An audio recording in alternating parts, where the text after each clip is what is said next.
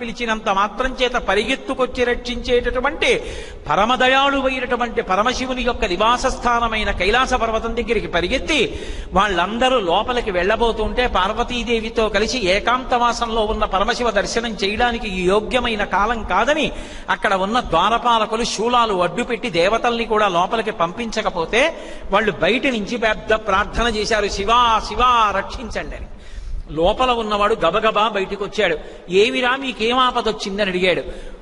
భూతాత్మ భూతేశ భూతభావన రూప దేవమహాదేవ దేవవంద్య, ఈ లోకములకెల్ల ఈశ్వరుండవు నీవు, బంధమోక్షములకు ప్రభుడ నీవు, ఆర్త శరుంగండవగు గురుండవు నిన్ను కోరి భజింతురు కుశలమతులు, సకల సృష్టిస్థితి సంహారకర్తవై బ్రహ్మ విష్ణు శివాంశ బరగుదీవు, శక్తియుతుడవీవు శబ్ద యోనివీవు జగదంతరాత్మవీవు, ప్రాణమరయ అఖిలమునకును.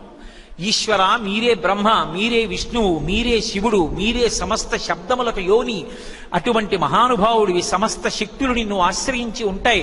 ఈ జగత్ ఉత్పత్తి చేసినా నిలబెట్టినా ప్రళయం సృష్టించినా నీ వల్లనే సాధ్యం. ఆపద కలిగింది, ఆ హాలాహలం తరువుకొచ్చేస్తోంది, భయపడి పరిగెత్తుకొచ్చాం. శంకరా, మీరు తెప్ప ఎవరు కాపాడతారు, కాపాడండి. అసలు శివస్వరూపం అంటే ఎలా ఉంటుందో చెప్పారు దేవతలప్పుడు. అగ్ని ముఖంబు పరాపరాత్మకమాత్మ, కాలంబు గతి రత్నగర్భ పదము, శ్వసనంబుని యూర్పు రసన జలేశుండు, దిశలు కర్ణంబులు దివము నాభి సూర్యుండు, కన్నులు శుక్లంబు శలిలంబు జఠరంబు జలదులు చదలు శిరము, సర్వౌషధులు రోమచేయము శల్యంబు లద్రులు మానసమృతకరుండు, ఛందములు ధాతువులు ధర్మసమితి హృదయ మాస్య పంచకము ప్రషదాహ్వయంబైన నీరూపు సరసత్వమై శివాఖ్యయై స్వయం జ్యోతి అయ్యొప్పు వాజ్యమగుచు. ఈశ్వర, మీరు 63 లీలామూర్తులు గ్రహించారు కాబట్టి కట్టెదుట ఒక రూపంతో కనపడతారు. అసలు మీ రూపం అగ్నిముఖంబు, అగ్ని నీ యొక్క ముఖం. అగ్నిముఖంబు పరాపరాత్మకమాత్మ, పరమేశ్వర స్వరూపానికి ఆ పరాపరాత్మకమే మీ యొక్క ఆత్మ.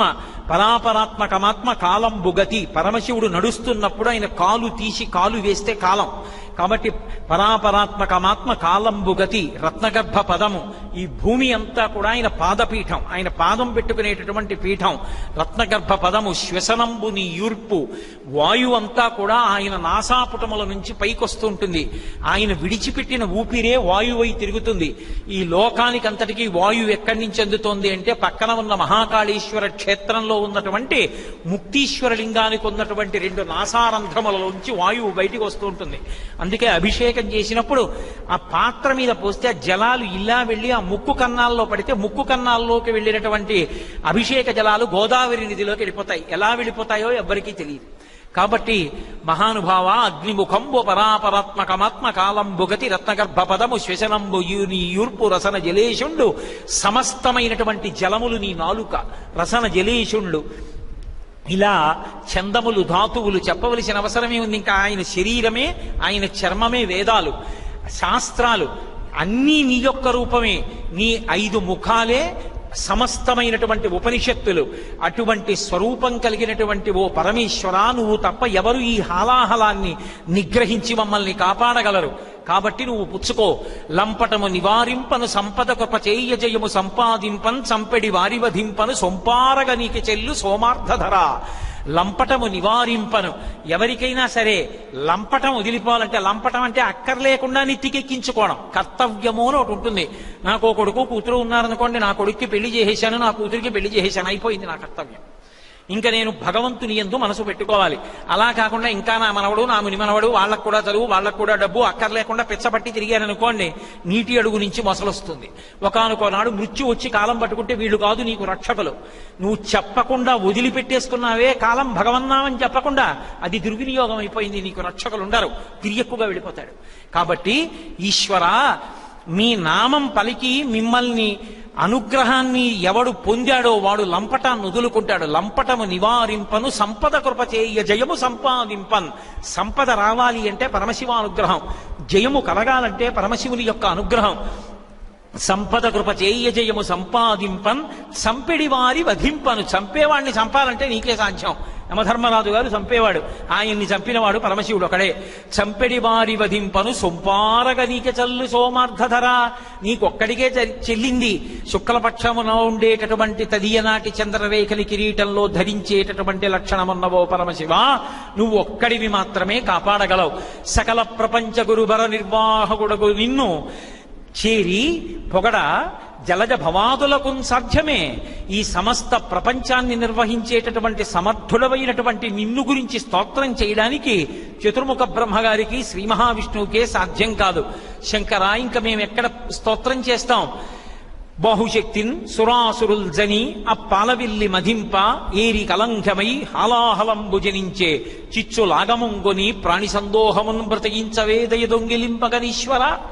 మా అందరికీ అమృతం తాగడానికి అవకాశం ఇచ్చి పుట్టినప్పటి నుంచి శరీరం వదిలే వరకు 30 ఏళ్ల వయస్సు లోపలే ఉండేటట్టుగా యవ్వనాన్నిచ్చిన దేవతలమైనటువంటి మేమందరం ఇంకా కోరికలు పుట్టి అమృతం తాగి శరీరం పడిపోకూడదని క్షీరసాగర మథనం చేశాం. క్షీరసాగర మథనం చేస్తే అమృతం రాలేదు, హాలాహలం వచ్చింది. శంకరాది లోకాల్ని కాల్చేస్తోంది. కాబట్టి దయచేసి దాన్ని మీరు పుచ్చేసుకోండి అని అడిగారు. అడిగితే ఆయన గబగబా లోపలికి వెళ్ళాడు. పార్వతీదేవి కూర్చునుంది. వెళ్ళి అది శంకరుని యొక్క దయ అంటే దాని జోలికి వెళ్ళక్కర్లేదు, అదే చంపేస్తోంది అందరినీ దగ్గరికి వస్తే. అలాంటి హాలాహలం నేను పుచ్చుకుంటానని పార్వతీదేవికి నచ్చ చెప్పడానికి వెళ్ళి, ఓ పార్వతి, కంటే జగముల దుఃఖము వింటే జలజనిత విషపు వేడి మీ ప్రభవై ఉంటుట ఆర్తుల ఆపద గెంటించుట దాని ఫలము దానం కీర్తి మృగాక్షి. తల్లిదండ్రులం, లోకాలకి పార్వతీ పరమేశ్వరులం మన ఇద్దరం ఉన్నాం. బిడ్డలు చూడు, హాలాహలం పుట్టిందని లోకాల్ని కాల్చేస్తోందని ఎంత బెంగ పెట్టుకుని, ఎంత బాధపడి, ఎంత భయంతో ఎలా అరుస్తున్నారో వాళ్ళని రక్షించద్దు. మరి తండ్రినై ఇంత శక్తి ఉన్నందుకు కాపాడకపోతే ఎలా? అందుకని నేను హాలాహలం పుచ్చుకుంటాను పార్వతి. అయినా నీకొకటి చెప్పనా?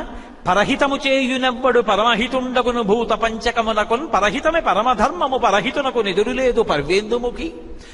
పరులకు ఉపకారం చెయ్యాలని ఎవరు కోరుకుంటాడో అలాంటి వాడి పట్ల పంచభూతములు కూడా ఉపకారం చేస్తాయి. పరులకు ఉపకారం చేయడం కన్నా లోకంలో ఇంకో గొప్ప ధర్మం ఎక్కడుంది పార్వతి? అందుకని 10 మందికి నేను ఉపకారం చెయ్యొద్దు, అందుకని హాలాహలం పుచ్చేసుకుంటాను. ఇంకొక మాట చెప్పనా? హరిమది ఆనందించిన హరినాక్షి జగంబులెల్లయానందించున్ హరియును జగములు మెచ్చక గరళము వారించుటొప్పు కమలదలాక్షి. మీ అన్నగారు ఉన్నాడే శ్రీ మహావిష్ణువు, నారాయణి అన్న నారాయణ. మీ అన్నగారు శ్రీ మహావిష్ణువు స్థితికర్త, లోకములను కాపాడాలి. ఈ హాలాహలం అన్నిటినీ కాల్చేస్తుంటే ఆయన కూడా పరిగెత్తుకొచ్చాడు. బావగారు బాగుంటుందా? నేను ఈ లోకాల్ని కాపాడితే స్థితికర్త అయిన విష్ణువు సంతోషిస్తారు. ఎక్కడున్నాయి శివకేశవ భేదాలు? అర్థం లేక ఎవడో సృష్టించినవి తప్ప. కాబట్టి హరిమది ఆనందించిన హరినక్షి జగంబులెల్లయానందించున్ హరియును జగములు మెచ్చక గరళము వారించుటొప్పు కమలదలాక్షి. కాబట్టి నేను ఆ హలాహలాన్ని పుచ్చేసుకుని మింగేస్తే మీ అన్నయ్య సంతోషిస్తాడు. కాబట్టి ఆ హాలాహలం పుచ్చుకుంటాను. ఒకవేళ నేను హాలాహలం పుచ్చుకుంటే ఏమైనా అయిపోతుందేమో అనుకుంటున్నావా? శిక్షింతు హాలాహలమును రక్షింతును ప్రాణికోట్ల మధుర సముక్రియన్ భక్షింతు హాలాహలమును రక్షింతును ప్రాణికోట్ల. నేను ఈ ప్రాణికోట్లనన్నిటినీ రక్షణ చేస్తాను. ఈ హాలాహలాన్ని ఏదో మధుర ఫలం చిన్న ద్రాక్ష పండు నోట్లో పడేస్తున్నట్లు మింగేస్తాను. కాబట్టి నువ్వేం బెంగ పెట్టుకోకు పార్వతి అన్నాడు. అని హాలాహలం పుచ్చుకోవడానికి సిద్ధపడితే అన్ని విందిట ఆ తల్లి. ఓ చిన్న చిరునవ్వు నవ్వింది. నవ్వి ఆవిడని, మీ ఇష్టం, ఎలాగా చెయ్యాలనుకుంటే అలా చేయండి. ఇది విన్నాడు భాగవతం చెప్తున్నప్పుడు పరీక్షిత్తు గుండెలు బాధేసుకుని అడిగాడు, అయ్యోయ్యో, లోకంలో భర్త ఎంత వ్యసనపరుడైనా కూడా భార్య 10 కాలాలు భర్త బతికుండాలని కోరుకుంటుందే, తన పసుపు కుంకాలు నిలబడాలని కోరుకుంటుంది కదా. అలా నిలబడాలని కోరుకోవలసిన దాంట్లో మొదటిది పార్వతీదేవి కదా. అటువంటి తల్లి హాలాహలం జోలికెడితే అందరూ చచ్చిపోతున్నారని తెలిసి పరమశివుడిని హాలాహలం పుచ్చుకోమని అలా పంపిందాయా? అలా పంపచ్చా భార్య? ఆవిడ ఎందుకు పంపిందని అడిగాడు. అడిగితే శుకబ్రహ్మన్నారు, బృంగిడివాడు విభుండని బృంగిడిదియు గరళమనియు మేలని ప్రజకున్ మృంగమని సర్వమంగళ మంగళ సూత్రమునెంత మది నమ్మినదో. ఆ తల్లి మింగుతున్నవాడు భర్తని తెలుసు, మింగుతున్నది గరళము హాలాహలమని తెలుసు, అయినా మింగమంది. ఎందుకు మింగమందో తెలుసా? నా మెళ్ళో మంగళసూత్రం ఉండగా పరమేశ్వరుడికి ఎందుకు ఇబ్బంది కలుగుతుంది అనుకుంది. ఎందుకని అంటే భర్త భార్య మెడలో మంగళసూత్రం కడుతూ చెప్తాడు, ఈ మంగళసూత్రము నీ మెడలో ఎంతకాలం ఉంటుందో అంతకాలము నేనున్నానని గుర్తు. మామూలుగా ఆడపిల్లకి పెళ్లి చేసి మంగళసూత్రం కట్టిస్తేనే సర్వమంగళాదేవతని ఆవాహన చేస్తాం. అందులోకి పార్వతీదేవికి సర్వమంగళ అని పేరు. సర్వమంగళ అన్న పేరుతో అమ్మవారిని ఆవాహన చేస్తాం. ఏం మంగళసూత్రాన్ని తీసుకొచ్చి చేతికి కట్టకూడదా, కడుపుకి కట్టకూడదా, కాలికి కట్టకూడదా? మెడ మీద కడతారు. ఎందుకు కడతారంటే ఇక్కడ పార్వతీ పరమేశ్వరుల పాద ద్వంద్వం